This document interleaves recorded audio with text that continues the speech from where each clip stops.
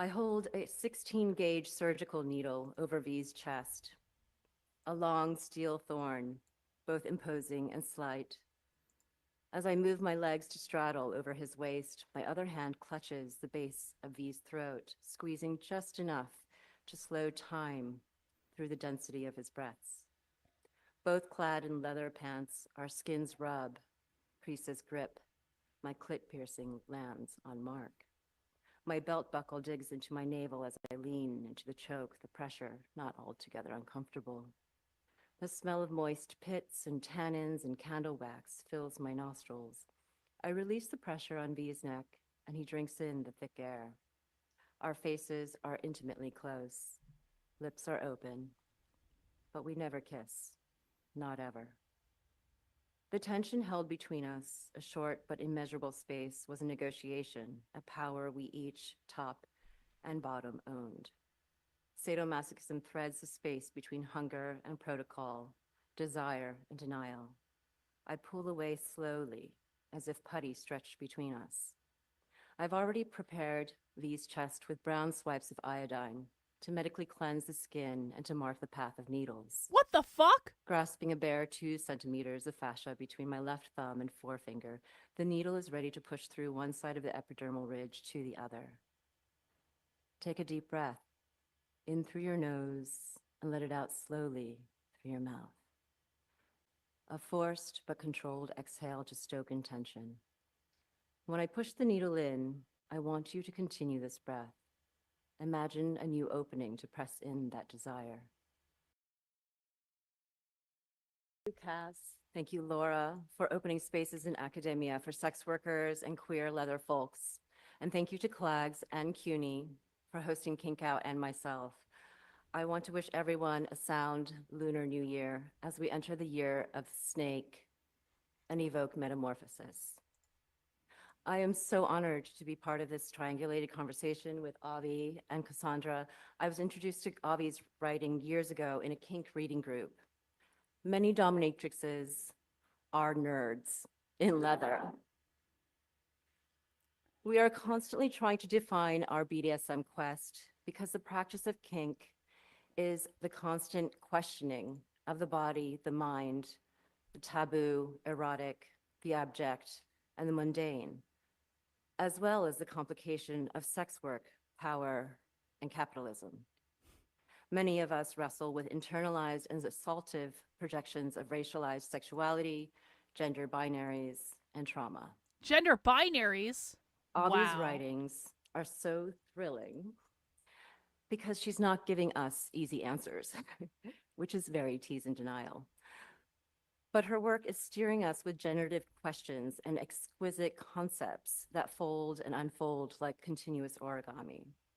I know Cassandra Sparks as a thoughtful and steadfast community Probably organizer will be. and I appreciate you inquisitive watching artist of that. disruption, and she has been assisting and urging me to write my memoir, sometimes in a very stern, very enjoyable manner. Yo. I will be reading about a memory that is a deep wound, a scene that involves needles. I invite you to take a deep breath when I tell you to, but if you don't consent, that's fine. Don't breathe.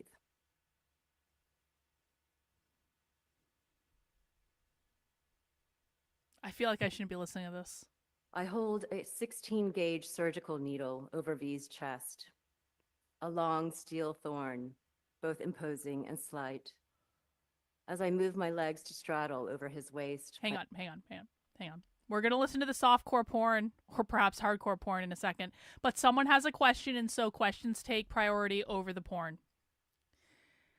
Does the left think about vanilla sex as being under capitalism? For example, a normal heterosexual couple, even if they may still engage in certain kinks amongst themselves. Yeah, I mean, so yes, but so in your example, it would be the normal heterosexual couple that would be the problem, because monogamy for them is a form of propertied relationships. And by the way, if it was a gay relationship, 2 men or 2 women, it would also be the same problem because they consider monogamous relationships to be propertied forms of relationships. Whereas you got to remember, when they're participating in kink and they're participating in leather, oftentimes for them, that takes place in public. So a lot of the early queer activists and gender activists, they were involved in things like the leather scene and the BDSM scene in like San Francisco, where they would go into these BDSM clubs and they'd participate in essentially public sex and all of that stuff. So it's not even just that it's about it's not just about like vanilla sex versus kink. It's about bringing sex into the public. That's one of the things they do is that's queering sex or whatever. So it's about non. I guess I should maybe say it this way, and if someone else has a better way to explain it in the chat, sex for them is it's like anti-procreation, anti-normative family, anti-propertied relationship. So it's like they're having sex in public with multiple people doing all of this crazy kinky stuff as a political statement against the capitalist forms of propertied relationships. Does that make sense? Things like marriage, they don't like marriage. They don't like gay marriage either. They don't like monogamy. They prefer polyamory over monogamy. Um, Things like that. Hope that answered your question. Needle over V's chest, a long steel thorn, both imposing and slight. As I move my legs to strike, I hold a 16-gauge surgical needle over V's chest, a long steel thorn, both imposing and slight. As I move my legs to straddle over his waist, my other hand clutches the base of V's throat, squeezing just enough to slow time through the density of his breaths. Both clad in leather pants, our skins rub, creases grip. My clit piercing lands on Mark. My belt buckle digs into my navel as I lean into the choke, the pressure not altogether uncomfortable. The smell of moist pits and tannins and candle wax fills my nostrils. I release the pressure on V's neck, and he drinks in the thick air. Our faces are intimately close. Lips are open, but we never kiss. Not ever. The tension held between us, a short but immeasurable space, was a negotiation, a power we each, top and bottom, owned. Sadomasochism threads the space between hunger and protocol, desire and denial. I pull away slowly, as if putty stretched between us. I've already prepared V's chest with brown swipes of iodine to medically cleanse the skin and to mark the path of needles. What the fuck? Grasping a bare 2 centimeters of fascia between my left thumb and forefinger, the needle is ready to push through one side of the epidermal ridge to the other. Take a deep breath, in through your nose, and let it out slowly through your mouth. A forced but controlled exhale to stoke intention. When I push the needle in, I want you to continue this breath. Imagine a new opening to press in that desire. On the exhale, push out what no longer serves you through the other side. V has heard me say this many times before, but he still listens as the words hold new meaning. His eyelids close to take it in, and then he opens wide on the exhale. When I release my pinch, the skin by his collarbone flattens, but the needle remains, both ends visible. The steel shaft tunnels under, the barrel on one side, bevel on the other. 1 in, 49 to go. 49 needles! For the next piercing, V looks into my eyes with an intensity that almost makes my own waver, but I meet their brown-eyed gaze and smirk lest this ritual lose its erotic humor. V's shaved head is slick with sweat. I also feel trails of perspiration running down my neck and under the curve of my breasts, which are bound in tight halter. We don't know it yet, but this will be our last kink ritual together. I inhale, then exhale, pushing in. V asked for 50 needles across his chest, and I am delighted to pincushion him into an altered state of consciousness. The first few needles are slow, lining across the clavicles and spreading downward. We breathe in sync, and then I follow V's rhythm, rapidly piercing when his endorphins are cresting, slowing when we hit a tender point. Soon the needles, so many, glitter across V's skin like scales or spikes of a prehistoric animal, covering the sternum over his lungs that once housed a tumor the size of a golf ball. We are at switch, A queer kink party at Loy Cachet, a professional kink house in Midtown Manhattan that takes up a whole floor of the commercial building. There are sounds of leather and hands smacking flesh, rubber gloves snapping at the wrist. Yelps and moans and laughter, raucous, giddy laughter drift over the music. The latest Massive Attack album, one song in particular, Teardrop, is on rotation. I feel like Always, I'm on right? pins and needles, no On pun the CD intended. player, or possibly in my head.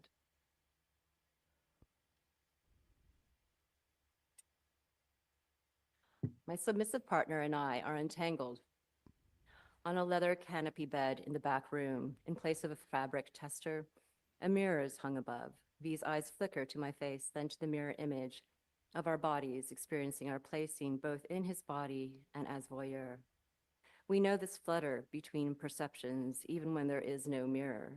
As queer, Asian, and perceived as female, we both wrestle with the Perceived interior as and social female. experiences of our bodies. Sometimes it takes meditation and concentrated breathing to settle into one's own skin. Sometimes it takes needles to pin yourself down. This is a moment of many moments as each needle goes in, stitching a quilt of intention and flesh. This is more than fucking, it's becoming. And with every needle, a spell cast for each of us. I was Yeah, completely yeah, for real. Okay, someone needs to get Jennifer. They're talking about casting a spell by doing a BDSM fucking kink ritual at a sex club. Someone needs to get Jennifer immediately. sober, and yet I remember feeling as if I was floating, not through the usual high of sadism that I knew well through work and play. I felt as if I was flitting between time and selves. I pushed the next needle in, then the next. V is riding the waves. 20 or so needles in, and I'm saying something, repeating a sentence that doesn't make sense to me. It's not part of a session script or in a usual well-paced, erotic voice. I'm whispering high and frantic. V reaches out to grasp my arm, and I quiet myself so he doesn't have to take care of me while submitting to a ritual intended to strengthen his will, as he will face a month of quarantine and marrow transfusions. Breathe in, exhale. Wait. Did she just say that he's like getting cancer treatment? This is the last kink ritual they're doing before he gets cancer treatment? Bro, this is a college. This is a public taxpayer funded college. Why are we listening to a lecture about a kink ritual? I push the needle in and feel V's hand still on my arm, but my limb feels like it's grown, extended past its skin. Please don't die. Please don't leave me. No longer said aloud, but the words sing in my head with the song lyrics. Love, love, please don't verb. Love is a fearless doing. Gentle impulsion, don't leave me. Breathe in, exhale. I merge and feel I am both V's body and my own, the masochist and the sadist, and I am the needle puncturing time. Breathe in. The years spin backwards. I am 19, pushing a syringe needle loaded with heroin into my best friend's thigh. A small dosage for me, an addict, but just to maintain. But she's never injected before. I don't know that she's already high on pills. Her eyes dilate and Bianca grins, asks if I would make love to her, and I do, moving my mouth down her brown belly, parting her thighs, kissing folds of skin, lost in her large body and soft moans until we fall asleep to dope dreams, dark and heavy. Breathe in, exhale. I wake the next day and her lips are blue. I try to resuscitate, but black bile erupts into my mouth. A dank odor permeates my She killed bedroom. I'm someone? not crying. I won't cry for years. I'm whispering, please don't die. Please don't leave me. But she's already gone, and I will chase Bianca for years. Breathe out. And time spins again. Metal Wow. flesh hooks puncture deep into layers of fascia on 8 points of my chest and back. Jute cord tethers me to a tree in Northern California, the Wetchpec lands of the Yurok Native Americans, where the sun floods over my naked body as I am suspended in light and sounds of drumming. Cleo Dubois and Fakir Musafar, elders of the San Francisco Bay leather community, have speared and hoisted me. I've placed my journal on an altar. The book is filled with prayers I had written to make amends with ghosts, that this incredible pain may burn off years of terrors and grant me flight towards life. I am begging myself through the dense and searing agony, but hours later, my feet on the ground, if not my mind, I write in my journal the same words I wrote after skydiving. I don't want to do that ever again.